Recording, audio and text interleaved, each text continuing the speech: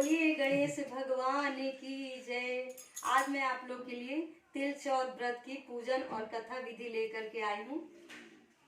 तिल चौथ की पूजा हम कब करते हैं? हिंदू कैलेंडर के अनुसार माघ मास के कृष्ण पक्ष की चौथ को हम तिल चौथ, जिसको संकुष्टि चतुर्थी भी कहते हैं, उसकी पूजा करते हैं।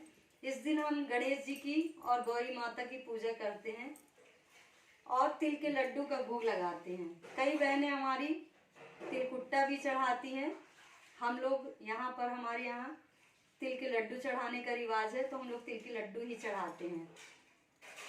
अब फिर हम शाम को 6 बजे गणेश जी की पूजन करते हैं। पूजन करने के बाद उनकी कथा सुनते हैं, आरती करते हैं, हवन करते हैं। उसके बाद जब रात को चंद्रमा निकलते हैं तो चंद्रमा को अर्घ्य देते हैं, उनकी पूजा करते हैं, आरती करते हैं। उसके बाद हम अपना व्रत खोलते हैं। और व्रत जब खोलते हैं तो सबसे पहले हम तिल का लड्डू, वही प्रसाद ग्रहण करते हैं। उसके बाद फलाहार करते हैं। तो इस तरह से हम, अब आइए पूजन विधि देखते हैं कि हम पूजन कैसे करते हैं इसका। देखिए, सबसे पहले हम क्या करते हैं, जहाँ पर हमको कलश जलाना, उतनी जगह पर हम क्या करते हैं, गोबर से, गाय के गोबर से लीप लेते हैं। गाय का गोबर यदि आपके पास नहीं है तो आप गंगा जल छिड़क लीजिए। उसके बाद मैंने, देखिए, आटे का चौक पूर लिया है। उसके बाद ये तांबे का कलश रखा है। तांबे के कलश के अंदर मैंने जल भरा है, एक सिक्का डाल दिए है, फूल डाल दिया है। उसके ऊपर मैंने 5 ये आम के पत्ते लगाए हैं। यदि आम के पत्ते आपके पास नहीं तो आपके पान के पत्ते भी लगा सकते हैं। और दीपक रख के मैंने ये दीपक जलाया है। यहाँ पर मैंने गौरी जी गौर बनाई है। देखिए, आप गाय के गोबर की भी बना सकते हैं। ये मैंने हल्दी की बनाई है गौर।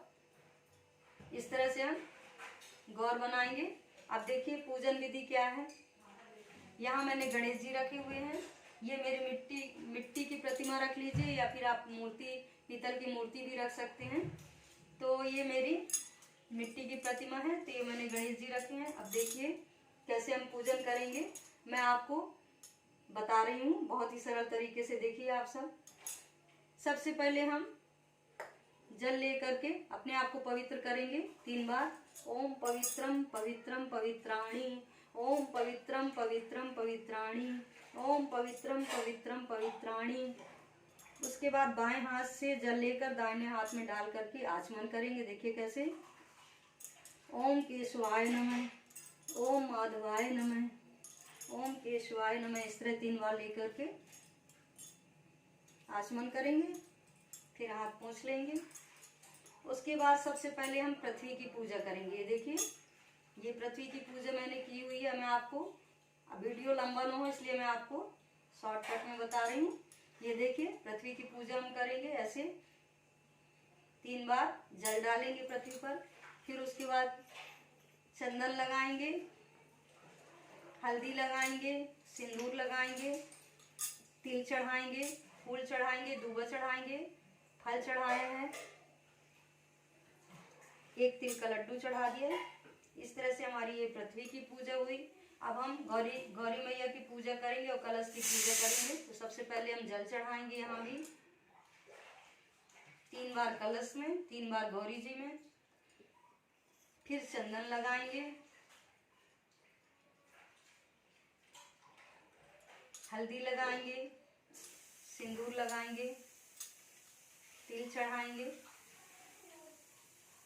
फिर श्रृंगार का सामान जो भी आपको चढ़ाना हो, चूड़ी, मैंने चूड़ी, बिंदी और बिछुआ चढ़ाया, ये देखिए, गौरी मैया को।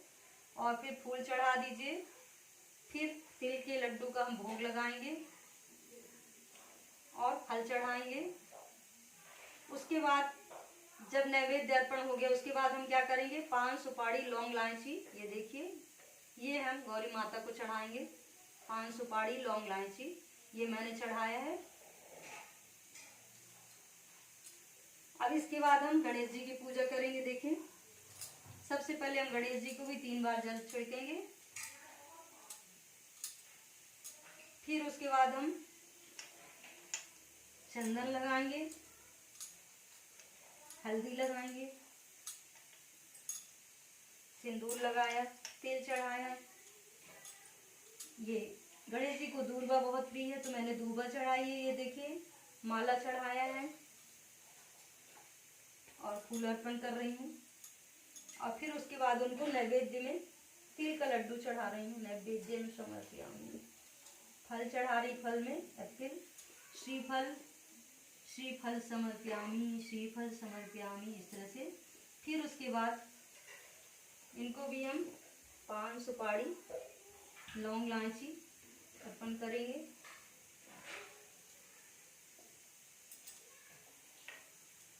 देखिए, धूप बत्ती भी जला देंगे।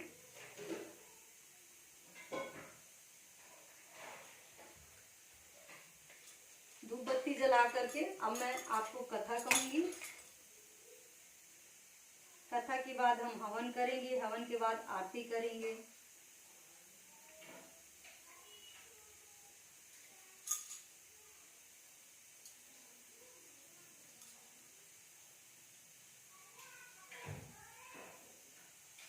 अब देखिए, अब हम कथा करेंगे। कथा इस तरह से है। सतयुग में राजा हरिश्चंद्र जी राज्य करते थे। वो बहुत ही धर्मात्मा और सत्यवादी थे। उनके राज्य में ऋतु शर्मा नाम के ब्राह्मण अपनी पत्नी और एक छोटे से बेटे के साथ रहते थे। कुछ समय के पश्चात ऋतु शर्मा ब्राह्मण की मृत्यु हो गई तो ब्राह्मणी बहुत दुखी रहने लगी। थोड़ा सा हम फल हाथ में फूल ले लेंगे, देखिए, और तिल ले लेंगे कथा सुनने के पहले। अब देखिए, तो ऋतु शर्मा अपनी पत्नी और छोटे से बेटे के साथ रहते थे।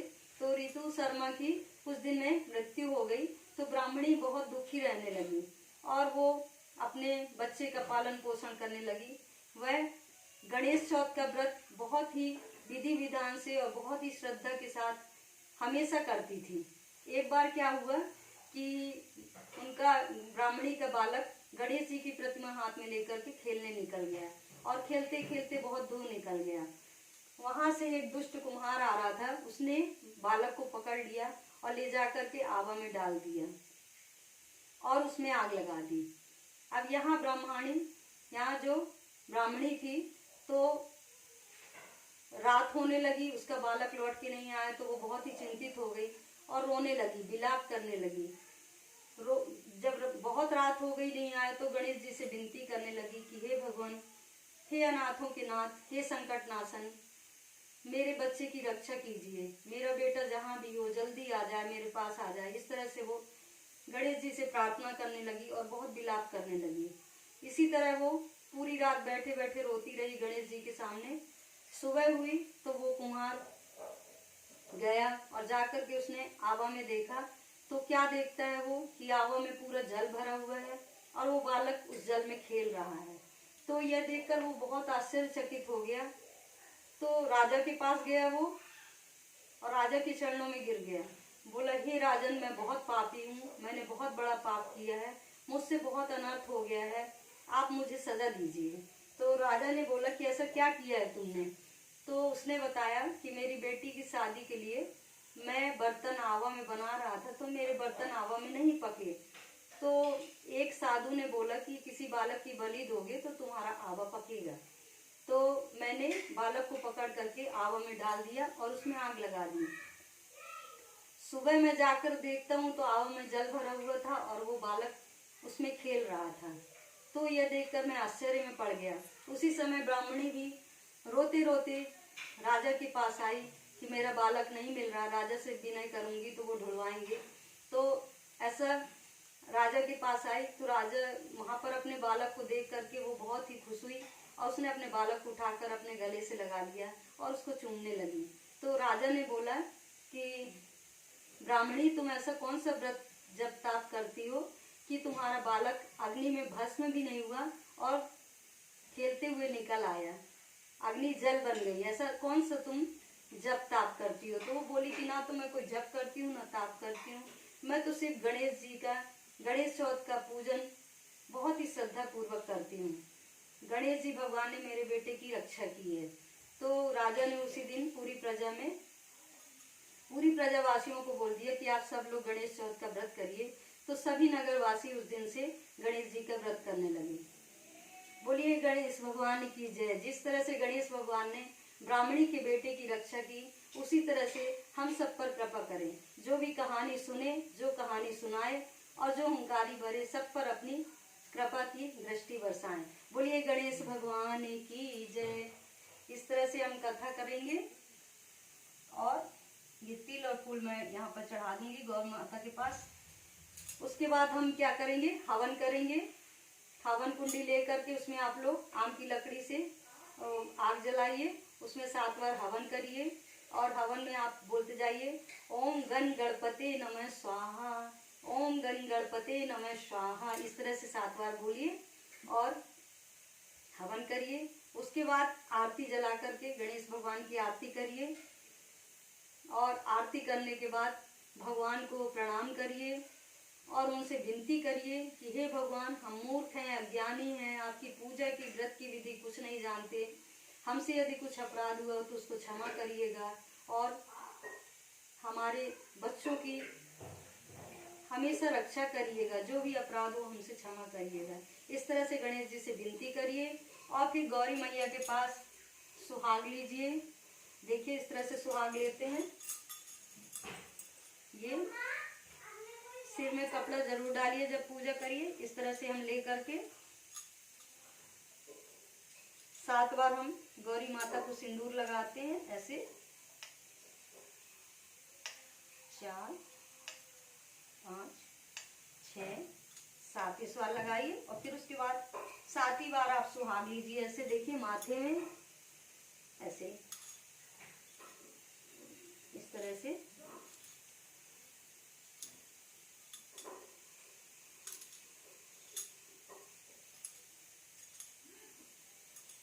आप सुहाग लीजिए और भगवान से विनती करिए, भगवान जो भी हमसे पूजा में त्रुटि हुई हो उसको क्षमा करिएगा। इस तरह से हम पूजा करते हैं, हवन करके आरती करके। फिर उसके बाद जब रात को चंद्रमा निकलेंगे तो उसकी आप दूध से अर्घ दीजिए, चंद्रमा को जल चढ़ाइए, उसके बाद फल चढ़ाइए, ये फूल चढ़ाइए और फूल चढ़ा करके उनकी आरती करिए। उसके बाद उनका अच्छे से पैर पड़िए, फिर उसके बाद आइए तो अपना व्रत खोलिए और व्रत में आप सबसे पहले तिल का लड्डू ग्रहण कीजिए। उसके बाद आप जो भी फलाहार करते हो, खिचड़ी खाते हो, साबूदाना की खीर खाते हो या सिंघाड़ा की पूड़ी, हलवा, जो भी, वो सब आप ग्रहण करिए और गणेश जी से बोलिए जो भी हमसे अपराध हुआ भगवान क्षमा करिएगा। बोलिए गणेश भगवान की जय। यदि वीडियो आप लोग को पसंद आया हो तो कमेंट जरूर करिए, कमेंट में जय गणेश लिखिए। बोलिए श्री गणेशाय नमः, श्री गणेशाय नमः।